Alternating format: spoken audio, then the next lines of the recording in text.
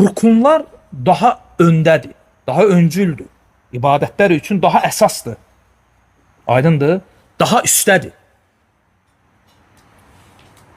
Bəs rukunlar ilə vaciblər arasında fərq nədir?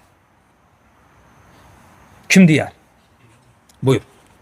Rukun odur ki, onun tərk etsin namaz batıl olur. Vacib bir Cavab iki yöndən səhvdir və bu cavabı da gözləyirdi. Çünki bu sualı verəndə adətən bu cavab gəlir. Baxın, nə üçün iki yöndən səhvdir?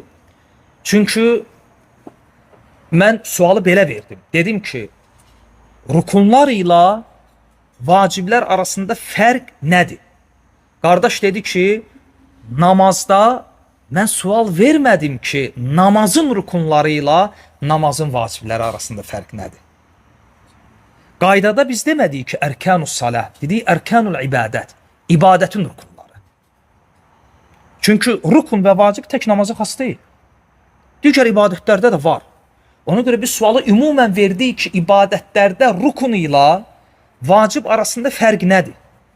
Bu bir. Bu bir. Yəni sual namaz üçün verilməyib.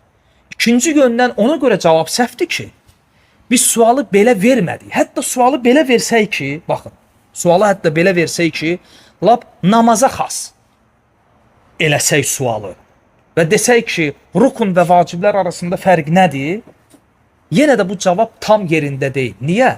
Çünki biz sualı belə vermədik ki, rukunu tərk edəndə neynəməlisən, vacibi tərk edəndə neynəməlisən. Biz bunu verməmişik. Çünki qardaş demək istəyirdi ki, rukunu tərk edəndə belə-belə edirsən, vacibi tərk edəndə belə-belə. Biz elə bu mərhələyə gəlib çatmamışıq. Biz bunu soruşmuruq. Biz ümumiyyətlə soruşuruq ki, rukunla vacib arasında fərq nədir? Aydın oldu.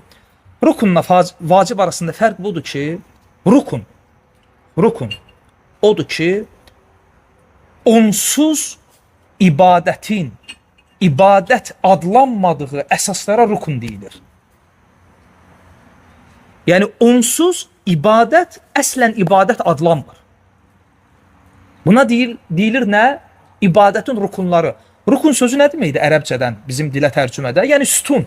Məsələn evin rukunları, evin sütunları, küncləri, dirəkləri, o evi ayaq üstündə tutan. Yəni rukun budur, ibadəti ayaq üstündə tutan, ibadətin özəyi, ibadəti bu şeylər təşkil edir. Tərif aydın oldu? Yəni onsuz ibadətin əslən ibadət adlanmadığı əsaslara rukun deyilir. Məsələn, Fatihə. Fatihə namazda rukundur. Yəni Fatihəsiz namaz var. Məsələn, ruku, qiyam, səcdə. Yəni səzdəsiz namaz təsəvvür olunur. Çünki səcdə namazın özəyidir. Özüdür namazın. Aydın oldu? Bu rukundur. Vacib nədir? Vacib odur ki, onsuz ibadətin tamamlanmadığı əsaslar. Yəni onsuz ibadət adlanır. Amma naqisdir. Ona görə vacibin tərifi budur ki, onsuz ibadətin tamamlanmadığı əsasları nə deyilir? Vaciblər.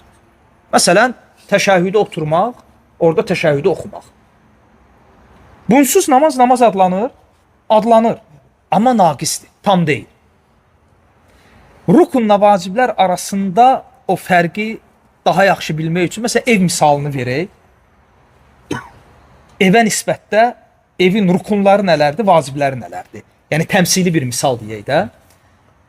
Evin divarları, qapısı, döşəməsi, tavanı, bu evin rukunlarıdır. Niyə? Çünki bunsuz ev adlanır. Yəni, deyirsən ki, ev divarları yoxdur. Bu necə evdir? Və ya divarları var, tavanı yoxdur. Buna yarı tikili deyirlər də, ev demirlər. Çünki ev deyəndə ağla nə gəlir? 4 divar, döşəməsi, tavanı, qapısı, pəncərəsi, evi təşkil edən şeylər. Və bunlar evin nələrdir?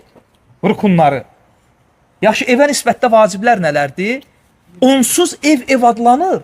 Amma yaşam üçün lazımdır da qaz, su, işıq, mebel.